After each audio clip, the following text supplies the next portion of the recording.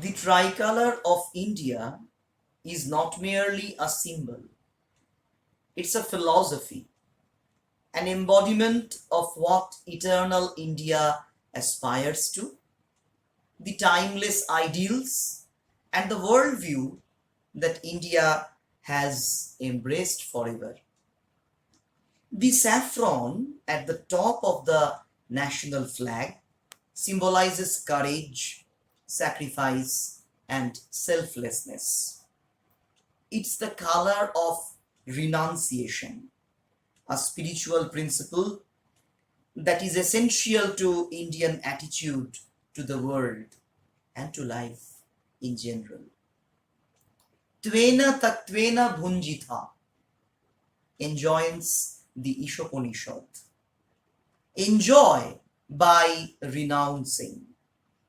This may sound paradoxical, but India could reconcile renunciation and enjoyment.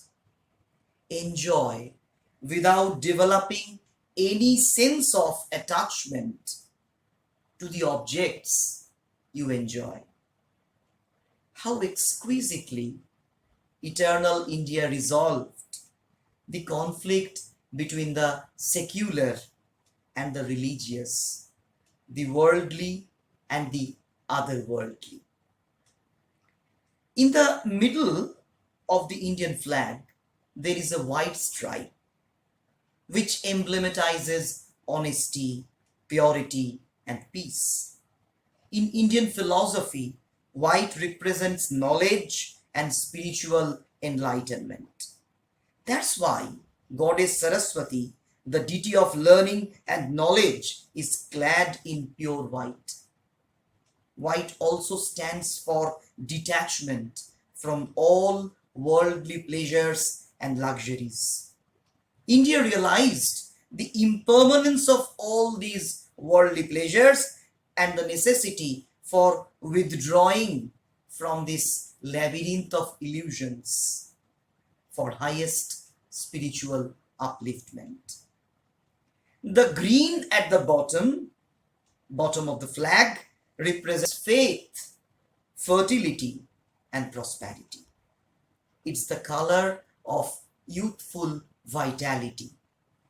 The Ashoka Chakra in the middle of the flag is inspired by the Hindu Dharma Chakra, which, according to Hindu faith, stands for life in movement and a circular motion. This also embodies a circular notion of time in opposition to the linear time basic to the Western worldview. In India, death is not the final reality, for there is a very strong faith in the triumph of life over death. The chakra suggests that life is a circular movement and death is another name for stagnation.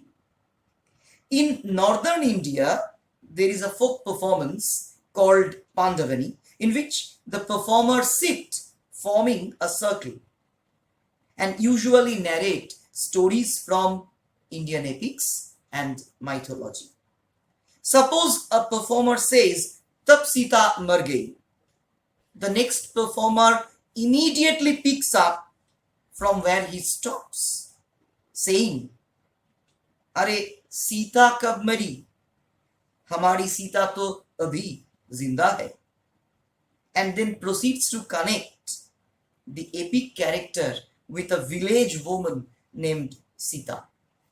And thus the wheel goes on and on, asserting the victory of life over death and stagnation.